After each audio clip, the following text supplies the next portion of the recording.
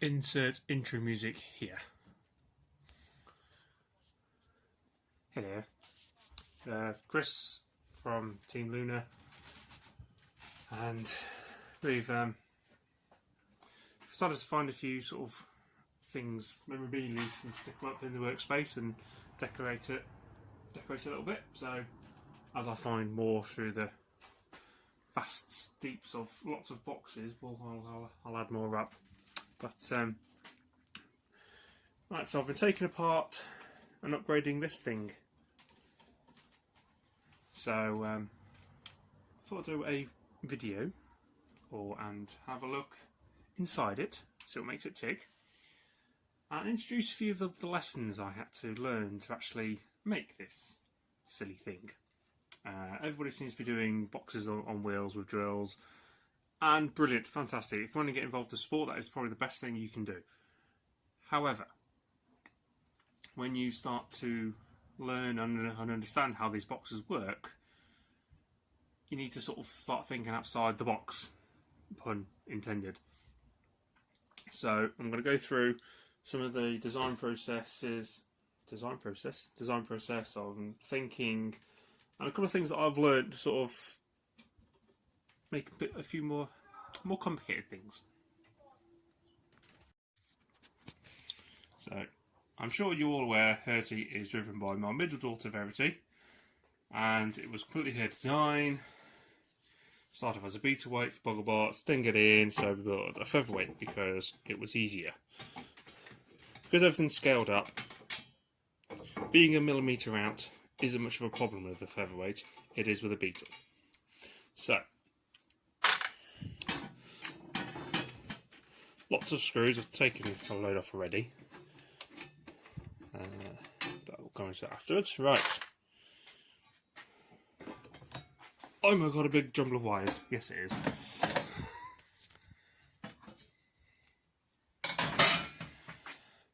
Right, where to start? Drive. Okay. I'm sure you're all aware, your typical drill motors. Here's one I prepared earlier. If you want to know how to take these apart, various other channels, and fairly easy, blah blah blah blah. So that is sitting there. Okay, but instead of a wheel, which is how a lot of people do it if you want to be really simple, you know, with your hex nut and your lock and yeah, right. Because I just needed to be a four-wheel drive, obviously the design process was like, well, I'd only really done motors with the wheel directly attached, and I'm going to have one motor there and one motor there. That's not really going to give me my H shape, which was what we were after. So I had to use my brain, and it hurt.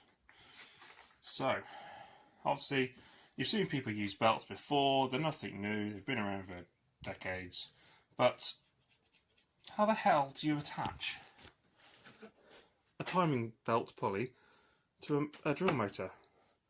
I don't know. I do now. There are such things called tapers to make your own thread. I don't know what they're called. So you all know the hex nut fits on top of there. What you can buy is your own tapping thread. Which one is it? The one that's used the most. Your own one. That's not this one, but your own one of these that fits that thread. So when I bought the pulleys, I think they were 8mm diameter. They're not diameter. They're 8mm bore hole. This is the old one. I stupidly made it drilled out to 9mm and then taped the hole, and it fitted on okay, but it was very loose. This was one of the upgrades I've had to do.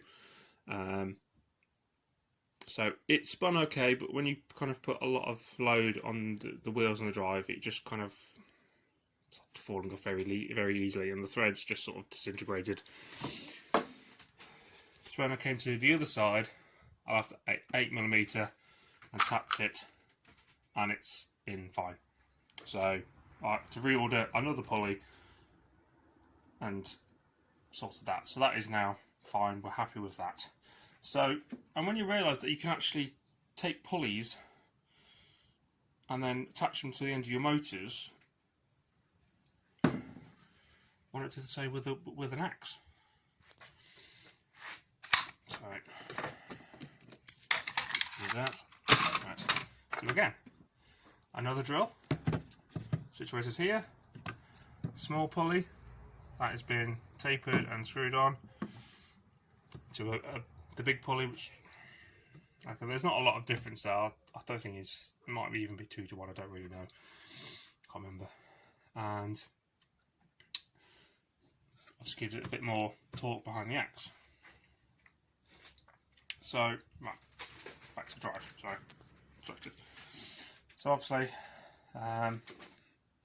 pulley there, another pulley there. This is NTD3, I think. It's a belt size. It's something to do with the pitch. Probably not the best. Most applications you would use HTD5, which is what this is.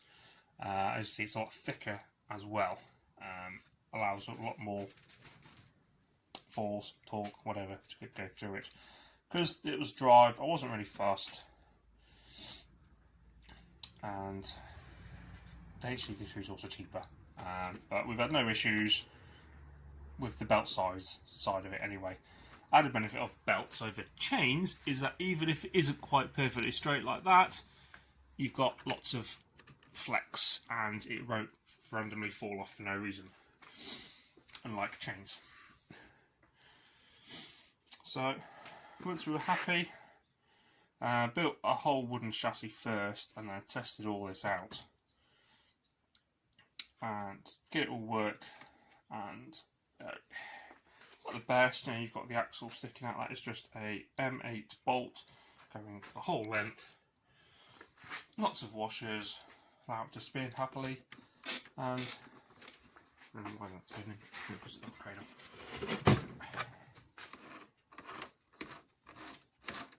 You move nice and freely. Oh, nice. So the other side is repeated. So the axe. Because the child in question wanted the axe to rotate fully around the robot, this became a bit of an issue. How the hell do I do that? The only other robot I could think of that did that was Straddle. Obviously they got their idea from Huge BattleBots. But I wasn't really on a talking basis with the guys from Huge. I was with the guys from Straddle. Hello, Tom. So I messaged Tom and said, how the hell do you do that kind of design? And he sent me a load of CADs, load of fancy drawings of all this machining that needs doing, and I was very, very grateful because it made sense. Unfortunately, I haven't got that kind of spare cash to have everything lovely machined and drilled out and CNC'd, and I'm very much a hands-on builder because A, it's cheaper. Yeah, because it's cheaper. So I had to kind of think of my own way, and I couldn't mount the axe directly to that pulley or directly to the motor because there was no way of threading wires from that half to that half. You need a tube. The tube is what the axe rotates around. Okay, sorry, because there's less wires. So that is, that's my hand, that is an aluminium tube. And the only wire I actually ended up only needing to thread through was the signal wire to the speed controller for this drive here. Each side has its own battery. So that was another thing we had to think of. So, but how the hell do you stop each side and twist independently? You want them to stay together as one robot. So, what there is, it's probably this side is easier, is an M6 bolt that goes through the bulkhead all the way down here, through the aluminium shafty bit. So if you get it right, it is a bit of a sod threading that wire through, because it does catch on the bolt, but there is enough room to get through, and it bolts all the way through to the other side where the nut, right, that's actually reversed. I don't know how I've done that, but still. So, and that seems to have, there's a little bit of twist, but it holds together quite happily, which I was very surprised about. So, even if something's really complicated, doesn't mean there are simple ways for it. So, question: why is there a gaping hole in the spare room this side? Well, the idea was to have a second axe motor here, so there'll be two motors driving the axe, give it a bit more oomph. However, with just assembling the one half, we were getting close to half the weight allowance, and obviously with that being there, you need room for another pulley, which means this is going to have to be another couple of centimetres wider. The whole rope's going to be wider again, and it's, as you see, it's already quite a wide thing anyway. So we left it as one motor for now. Upgrade it in the future, possibly, if we can get the weight down, but it was just a case of make it, see what we can do. So when we built it, it was all on 3S or 12 volt lipos, using Hobbywing quick runs, not these ones, 1060s. These aren't speed controllers from Lunatic. So, Lunatic, my first Featherweight, has been retired for a few months now. And I thought, well, speed controllers are still good. Let's shove them in Herty and we can make it 4S. 50 volts. Give it a bit more oomph. So, another thing that I've learnt is attaching motors. Usually you would buy mounts from somebody who can 3D print, and thank you very much, yep, they work fantastic, beautifully. Again, because I'm a, I won't say cheapskate, but because I'm poor, I made my own. And I tried something with toothless, which I have the basic chassis back now, which means new toothless is not far away. So as you can see,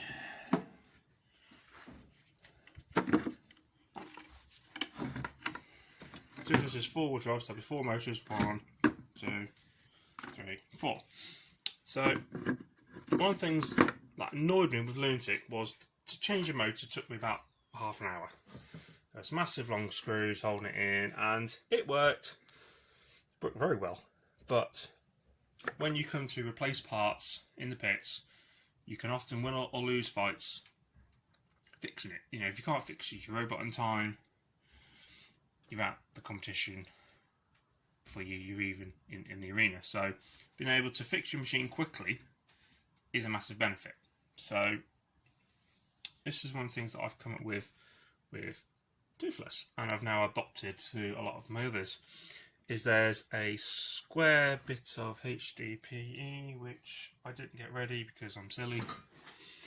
Anyway, there's a block of HDPE there, which sits across, sort of bridges those two bits, and 2 bolts put through and into there, and that holds it in place. That stops it twisting. My phone all over the place, why not? Twisting it like that. And the support is exactly the same. There's an arched bit somewhere, 2 bolts, bolt into the inserts, metal inserts, there we go.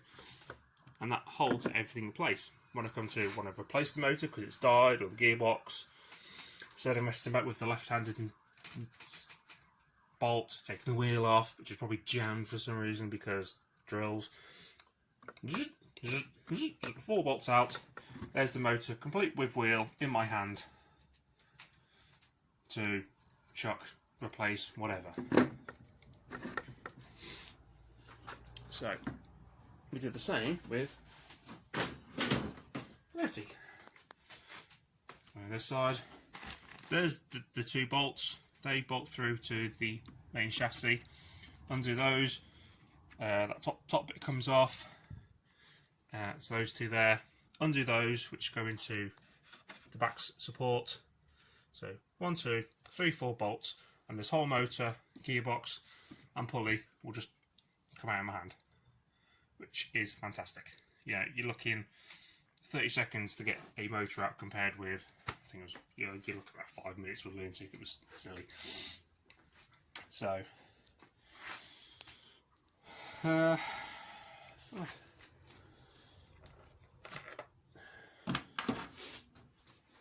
shall we power it up?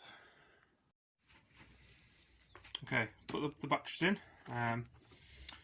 This side has a slightly bigger battery because obviously it's powering one side of the drive and the axe. This side is only powering the one motor, so it's slightly smaller. So the links. Because we're using glide pose, we need fuses. I started using these with Lunatic again and fitted it into the holder that you can buy. Oh shit, that's you stupid transmitter. Sorry. And so that is basically zip tied to the chassis. There is my link and fuse in one handy, easy to lose piece. Zip tied around the fuse itself, so when it's in, it's easy to pull out. Again, with Lunatic, you know, you learn by doing things. It was a bit of a sod to actually pull the link out without that zip tie, so we've added the zip tie to make it easy for the bit marshals to deactivate the robots. So, transmitter, highly recommend these. So even if you're a beginner, Fly Sky, one of those. Relatively cheap, cheaper than your Devos and your TRX, whatever's. I don't know, the really expensive. These are about £35. And benefit is that you can put multiple receivers to them. There's a receiver, there it is. So obviously to the point now we're to compete with lots of weight classes. Each child and myself, we have up to 3 robots each, so we each have a transmitter and we just keep buying the receivers for however many robots we need. So sparks.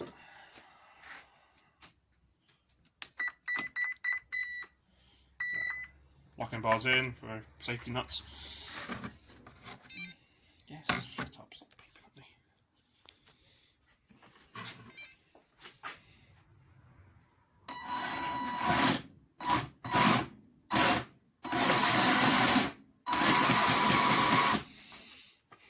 So it's a bit of wobble, but I think it's actually one of the more straighter ones I've actually done. So, and then tops put on.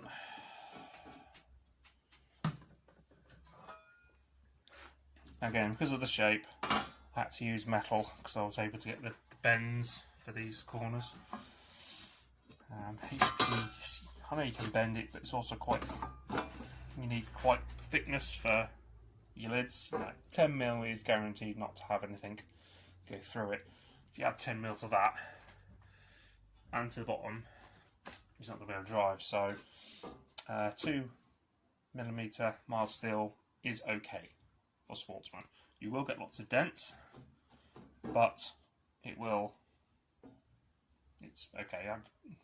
Trouble is that because I need so much of it, it's quite heavy. So, but yeah. oh, we did have little wedgie things that went here. Took those off because the very first fight we got caught, and they, despite me putting them on and making sure they didn't twist all the way down, so we got caught on them. Somehow they still managed to get caught underneath one of them, because robots, if anything's not completely bolted down, 100% foolproof, and it's gonna happen. So we took them off for the following fights, and because of the arena and sportsman at dojo, there's big sheets of HDPE. So if you've got something ground scraping, everyone tends to get stuck underneath that. Herty Boundary just drives over everything, but a care in the world, which we're more than happy with, to be fair. The drive is there to get the axe in position, not to start a ground war and push people about. So, right, take that aside for a test. One thing I forgot to mention, LEDs, lights. For safety purposes, every robot needs LEDs to prove that when the link is in and it's switched on. Yep. So what I've managed to do is, heaven forbid the worst happens and it gets split in two halves, each side has its own LED. So if this side's in, that light's on. This side in. What was that? This side on. It is sometimes frowned upon, but you can get lights that plug into the receiver, which is in the other half, and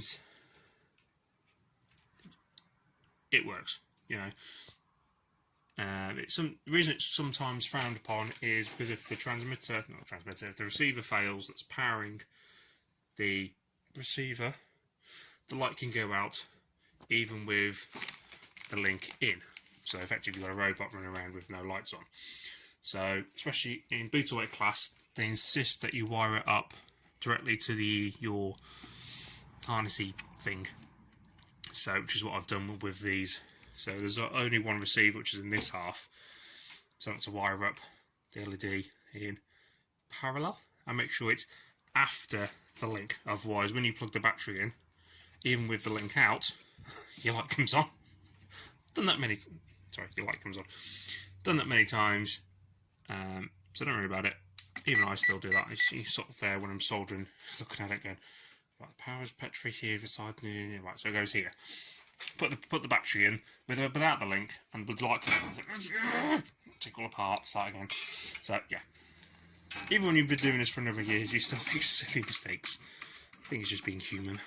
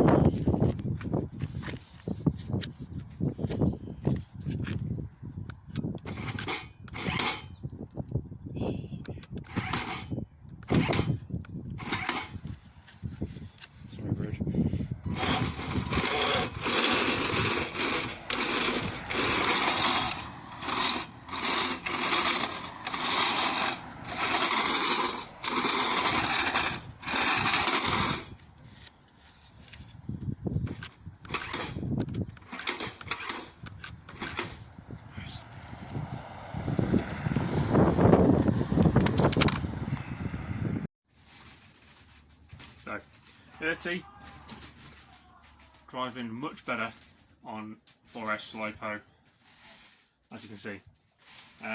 So yeah, I'm not having to go at people building boxes. Don't think I'm anti-boxes and anti-wedgie things, no. Once you've got the grasp of your first robot, just sort of broaden your horizons a bit. Start designing something different. If you can think it, you can build it. This was designed by a 9-year-old girl who doesn't understand anything regarding the sport of combat robots. And I think that is possibly the issue we have now. Because we're fighting spinners, and most of the robots we fight are spinners, we need hard drop wedges, we need hard drop forks, we need this, we need that, so our robot doesn't get trashed. When V did design this, she didn't understand any of that. She just went in, right, I want this. And Dad made it. So she let her imagination run wild. I don't even know how she came up with this design. But she did. I've made it, and it's, I wouldn't say it's the best robot I've ever made, but I'm proud of it. It's probably one of the robots that I'm more proud of that I have actually made. Stick this in a fight with a horizontal spinner and it will get separated into two halves, and put it into a vertical and it will probably go the same way. But she designed it and I had to build it. So I don't know everything, but try not to just build the norm, you know. Try to broaden your thought process a little bit, and you know, you don't just have to stick with a drill and a wheel attached to it. When you're learning, yeah, you do, but sort of progress. You mean you can attach pulleys, you can attach sprockets or gears the same way. So that allows you more scope and more freedom to design what you wish. So with that information, I am going because it is cold. Hey.